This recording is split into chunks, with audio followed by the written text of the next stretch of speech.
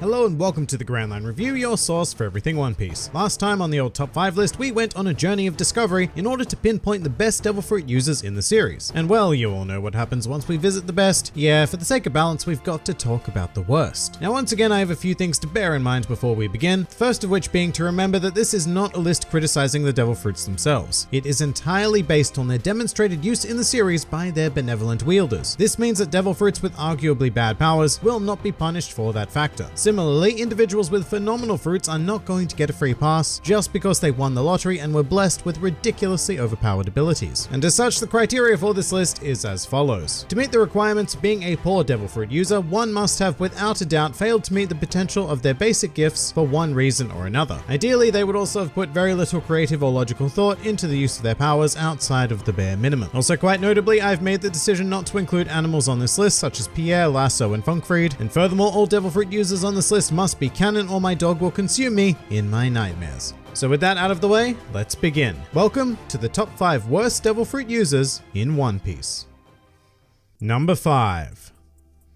Enel. Starting out quite potentially controversially here, we have the user of quite possibly the best Devil Fruit in the entire series. And to be fair, that's quite a lot to live up to, but at the same time, there is no denying that Enel acquired these powers and shortly thereafter acquired a god complex to go with them. He, more so than any other character in the series, embodies the idea of complacency, becoming horrendously lazy and wildly arrogant. And that's why at the very first sign of resistance to his fruit abilities, aka 1 Rubber Boy, his entire empire crumbled in a matter of minutes. And yes, you can say that the Gomu Gomu no Mi was the natural counter to the Goro Goro no Mi, but that has so little to do with it in the grand scheme of things. I maintain that if you gave the Goro Goro no Mi to most Devil Fruit users in the New World, they would have thrashed Luffy, despite his rubbery disposition. And it's just because they're better Devil Fruit users. Enel had one trick: throw lightning at people. And if that didn't work, then, shit. Although once again, to be fair, after encountering Luffy, he did pull out some creative solutions like encasing his hand in gold, but on the flip side, that would also end up leading directly to his downfall. And I mean, it's just very simple things like the fact that he can teleport and therefore should never have been able to be hit by Luffy in the first place. Enel was such a bad user of the fruit that he more or less just stood there allowing Luffy to hit him. Now, the one piece of credit I will give to Enel is his use of the fruit in regards to the Arc Maxim and creating a gigantic doomsday weapon. That was a really creative and fantastic feat of engineering, which saves him from going any further on this list, but it just isn't enough. When you're gifted one of the most overpowered Devil Fruits in existence, and you cannot deal with one simple Rubberman, a pre-time skip Rubberman who has no knowledge of Haki or gears I should say, then I'm afraid you're doing something very, very wrong. Number 4. Blueno. Alright, it's cow time, and Blueno might be an unexpected addition to this here listing because he's quite competent when it comes to life in general. You know, he's a decent fighter, cool fruit user, and he even owned a bar at one point, so it's as if he has everything sorted out. However, the point of contention comes with the idea that Blueno is just so ill-suited to his particular fruit, the Doa Doa no Mi, which allows the user to create doors and even enter a pocket dimension via air doors. As a result, the Doa Doa no Mi is catered towards an individual who favors stealth and removing themselves from dangerous situations, which being a secret government assassin, you'd think that Blueno would do, but that's just not Blueno's style. I mean, amongst all of CP9, he is the Tekkai specialist. You know, the technique that freezes your entire body and is based on tanking attacks. So it's a huge conflict because on the one hand, his fruit is designed to simply avoid head-on attacks and plan ambushes and the like, but Blueno's natural inclination is to fight head-on. And so the Doa Doa no Mi becomes incredibly wasted in his hands. And it's a bit worse because he further displayed its extreme potential in combat by creating the revolving door on Luffy's face, which almost completely incapacitated him for a brief period, and there's no decent reason why Blueno couldn't have been doing that the whole time with other parts of Luffy's body. It's just a pretty severe mismatching of personal style to Devil Fruit powers. I can't say that Blueno ever really invested into pursuing the Doa Doa no Mi to any form of potential it represents, and thus, as a result, here the Cow Man appears. Number 3.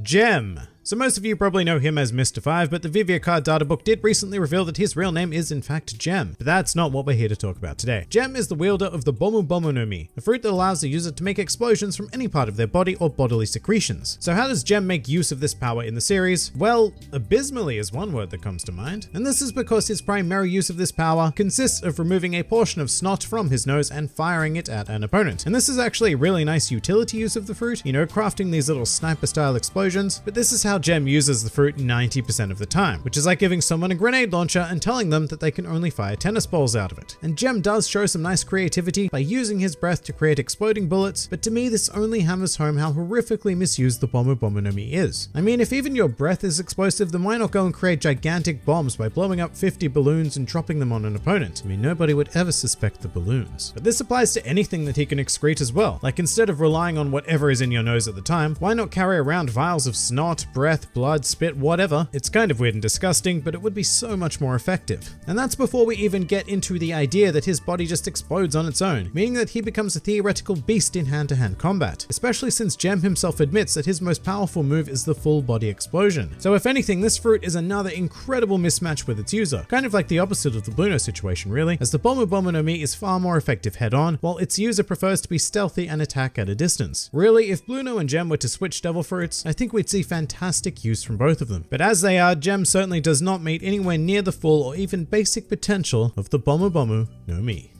Number 2. Kanjuro. Next up is the user of one of my personal favorite devil fruits in the series, which is currently unnamed at the time of this recording, but it is ever so exciting because it gives the user the power to bring anything they draw to life. And yes, before the comments about this being ninjutsu or sorcery come up, this is a devil fruit ability, and Kinemon has one as well. They just aren't knowledgeable about their existence because of the whole isolated society of Wano thing. But getting back to the actual fruit, more so than most powers, Kanjuro's abilities are limited only by the imagination of the user. Well, the imagination as well as their drawing ability. I say that because Kanjuro is a unique artist. He very much has his own style. I mean, if you saw this work in a gallery, you'd know instantly that it was a Kanjuro original, but unfortunately this more often than not doesn't help the practical use of the fruit. Kanjuro's creations are often half-baked and so fail to reach the potential of drawings crafted by more imaginative or technically proficient wielders. And the first person that comes to mind would be Usopp actually, who possesses both of those qualities. With this fruit, Usopp would probably go on to become a serious power in the world, but we don't really need to reach that sort of potential to make better use of the fruit than Kanjuro does. And sadly, it really is as simple as that. Kanjuro is just a bit too close-minded and untrained to draw out more than the very basic elements of this devil fruit. But with that said, there does exist a fruit user in this world who wastes their gifts more than every other character on this list combined. Number 1.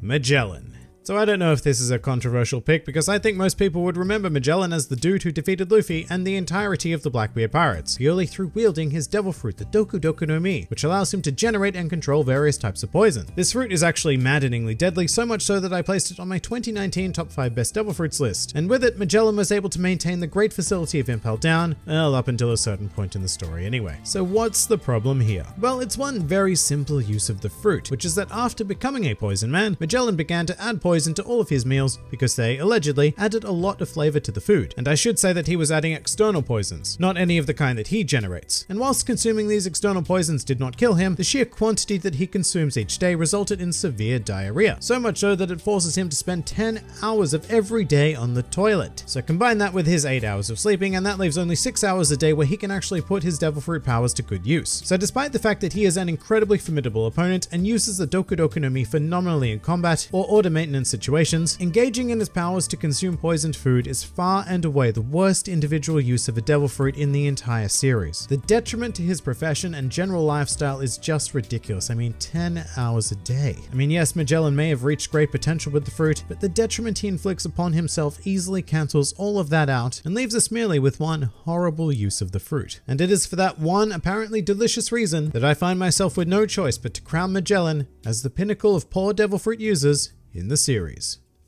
And that pretty much does it for the top 5 worst devil fruit users in One Piece. If you enjoyed this video and the content this channel produces in general, then please do consider donating to the Grand Line Review Patreon, because the support of all of you amazing people is what continues to make this channel possible. Also do check out my Teespring store if you're interested in shirts, hoodies, and other miscellaneous items, with the proceeds going directly to support the channel as well. And if you'd like to join the fun at any time, then please do head over to my Discord server, where a wide array of shenaniganry takes place on a daily basis. And finally, please do comment with your own worst devil fruit users in the series. This has been the Grand Line Review, and I'll see you next time.